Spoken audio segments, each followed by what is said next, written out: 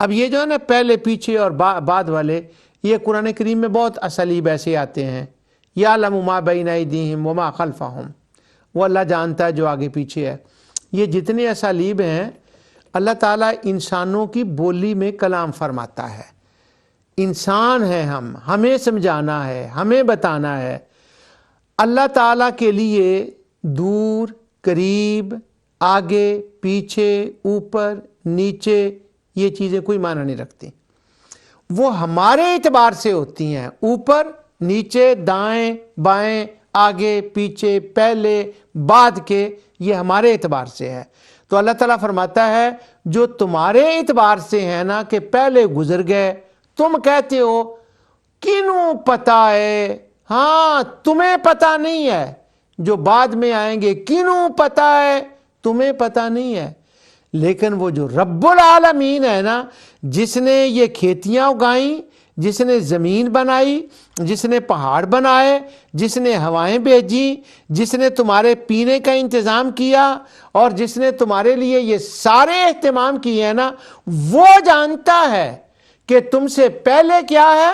اور تم سے بعد کیا ہے۔ اب یہ ارشاد فرمانے کے بعد وہ آیت آ گئی جس کے اندر لفظ حشر کا ذکر ہے۔ وَإِنَّ رَبَّكَ هُوَ يَحْشُرُهُمْ، آپ کا رب، پہلا تو نبی کریم صلی اللہ علیہ وسلم، پھر جہان کا رب، رب العالمین، اور جو حقیقی رب ہے، وہ جو رب ہے تمہارا رب، اصلی رب، کیونکہ انہوں نے ارباب بھی بنا رکھے تھے، اس کی یہ شان علم ہے، اور اب اس کی شان قدرت ہے کہ وہ ایک دن قائم کرے گا، اور اس دن کو قائم کرنے کے بعد وہ سب کو جمع کرے گا،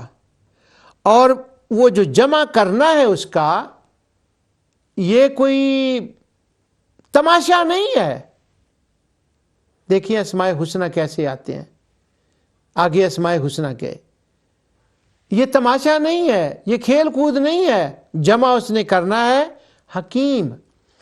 اس کے اندر تخلیق کائنات کا مقصد ہے، اس کے اندر ایک حکمت ہے، سبب ہے، ریزن ہے، اور وہ جو بھی کام کرتا ہے وہ ریزن کا ہوتا ہے۔ اور اس نے جو کائنات کو جمع بنایا ہے، پہلے یہ جتنی باتیں پہلے آئی ہیں ان کے بنانے کا بھی ایک مقصد ہے۔ زمین کے بنانے کا مقصد انسان تیری خدمت ہے، تیرے لیے ہے، ہوائیں تیرے لیے ہیں، یہ سارا کچھ تیرے لیے ہے۔ اور اب ان کی جواب دہی کے لیے کیسے استعمال کیا ہے، اس کی حکمت کا یہ تقاضا ہے کہ وہ تم سب کو جمع کرے۔ اب چونکہ ان کا اللہ تعالیٰ کے علم کے بارے میں پھر ایک گڑبڑ عقیدہ تھا کہ اگر وہ جمع کر بھی لے تو جانے گا کیسے، فرمایا میں جمع کروں گا، انہو حکیم علیم، اور تمہیں میں گن گن کے بتاؤں گا، ایک ایک چیز کو سامنے حاضر کر کے بتاؤں گا، تمہیں بتاؤں گا کہ تمہارا رب کن شانوں کا مالک ہے، اور تم جو کہا کرتے تھے کہ وہ کیسے کرے گا، یہ دیکھو یہ میں نے تمہیں کر کے بتا دیا۔ اچھا، یہ تھی ایک حشر کی آیت ہے، ایک نشر کی آیت۔ پھر میں واپس حشر کی آیت پر آتا ہوں تاکہ وہ دونوں رہ جائیں۔ اچھا، نشر جو ہے اس کا عام طور پر معنی تو پھیلانا ہوتا ہے، بہت سے اس کی اسالیب جو ہے قرآن کریم میں اسی طرح ذکر ہوئے۔ فَأَنشَرْنَا بِهِ، یہاں پر جو اس کا معنی ہے یہ خاص ہے۔ جب قیامت کے دن لوگ اٹھیں گے اپنی قبروں سے اور ان کو ایک جگہ جمع کیا جائے گا تو وہ پھیل جائیں گے،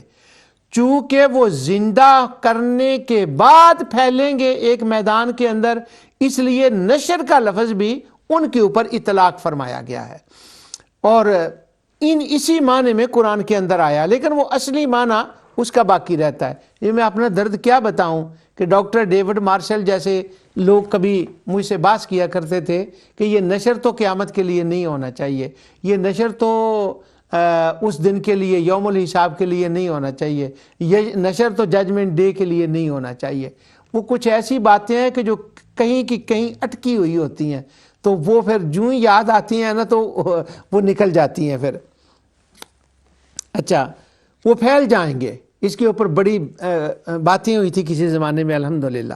اللہ تعالیٰ فرماتا ہے نشر والذی نزل من السماء ماء بقدر، اللہ وہ ہے، پیچھے اللہ تعالیٰ نے اپنی شان کو بیان فرمایا، الذی جعل لکم الارض مہدا وجعل لکم فیہا سبلا لعلکم تہتدون۔ اس شان کے بیان فرمانے کے بعد پھر دوسری شان بیان فرمائی، والذی نزل من السماء ماء بقدر، وہی اللہ جس نے یہ زمین بنائی تمہارے لیے، یہ سارا کچھ فرش بنایا زمین کو، اسی اللہ نے آسمان سے ایک اندازے کے مطابق پانی نازل فرمایا، ایک اندازے کے مطابق اس نے پانی نازل فرمایا۔ بڑی بات ہے یہاں پر یہ، اگر وہ بادلوں کو یوں کھلا ہی چھوڑ دے اور اس کے اوپر کنٹرول نہ کرے تو طوفان نوح بن جائے۔ اگر طوفان نوح نہ بنے تو چھوٹے درجے کے طوفان تو ہر روز ہی رہیں۔ فرمایا اللہ جی وہ جانتا ہے کتنی ضرورت ہے اور یہ اس کے قدرت میں ہے۔ یہاں پر یہ بھی بات ہے کہ وہی برسانے والا ہے، لات منات عزا کا اس کے اندر کوئی تعلق نہیں۔ وہ نازل فرماتا ہے فَأَنشَرْنَا بِهِ بَلْدَةً مَيْتًا، اور اس سے کیا ہوتا ہے کہ وہ جو مردہ شہر ہے نا اس کو ہم زندہ کر دیتے ہیں۔ یہاں پر فَأَنشَرْنَا بِهِ بَلْدَةً مَيْتًا، فَأَنشَرْنَا کا معنی ہے اس کو ہم نے مردہ شہر کو زندہ کر دیا۔ اب یہ مثال دینے کے بعد اپنی قدرت کا اظہار فرمایا سنو، جیسے میں مردہ زمین کو، مردہ شہر کو مرنے کے بعد دوبارہ لہلا اٹھتے ہیں، وہ پھیل جاتے ہیں، اپنی بہار میں آ جاتے ہیں، کذالک تخرجون، جب تم فنا ہو جاؤ گے تو جیسے وہ کھیتیوں کو لہلا دیتا ہے اور وہ بکھیر دیتا ہے، اسی طرح تمہیں بھی وہ مرنے کے بعد زندہ کرے گا اگر اس کے اندر بارش برسا کر تمہاری آنکھوں کے سامنے ہر روز اس کی تم یہ طاقت دیکھتے ہو کہ بارش برسا کر وہ نباتات مردوں کو زندہ کر دیتا ہے، وہ کھیتیوں کو لہلا دیتا ہے، وہ ثمر بار ہو جاتی ہیں۔ اگر تم ہر روز اس کا مشاہدہ کر رہے ہو تو پھر یہ بات ماننے میں تمہیں کیا مانے ہیں اس بات میں کہ کذالک تخرجون، اسی طرح تمہیں بھی مرنے کے بعد وہ دوبارہ زندہ کرے گا۔ اب یہ مثال کیوں دی گئی؟ مثال اس لیے دی گئی، میں نے شبینہ پڑھا اس کے اوپر، شبینے پڑھے، شبینہ نے شبینے پڑھے ہیں اس کے اوپر، کہ جو آڈینس تھے جن کے بارے میں کہا جاتا نا وہ بیچارے سن، وہ اللہ نو صحیح مندے سی، اللہ دی علم نو، اللہ دی قدرت نو بالکل بس وسیلہ تے شفاعت اے من کے تے بیچارے مارے گئے، اللہ ایک ہی ہو گیا ان، جن کے بارے میں آہیں بھری جاتی ہیں نا،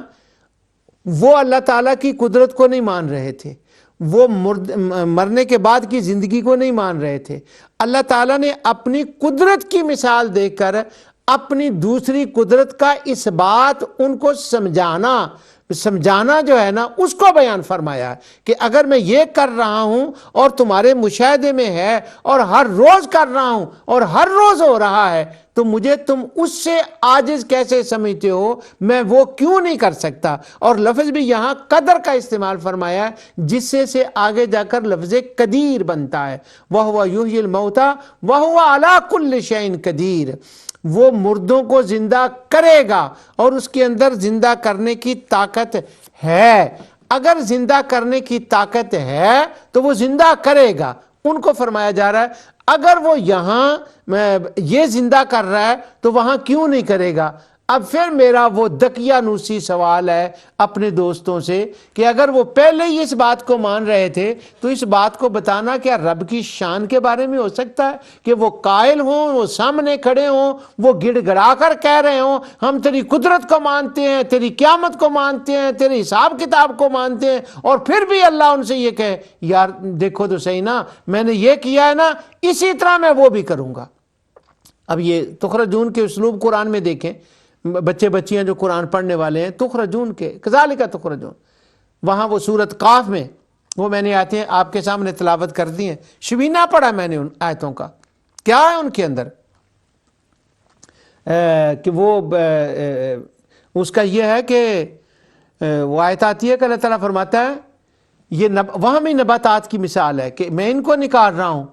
اور اتنی بڑی بڑی کھجوریں میں نکال رہا ہوں، چونکہ وہ سامنے کھجوریں تھی، لمبا درخت تھا، ان کے حساب سے تھی، وہ تشبیہیں بھی دیتے تھے کھجوروں کی، جو بڑے قد والا بندہ ہو، ساری باتیں ہوتی تھی۔ تو اللہ تعالیٰ فرماتا ہے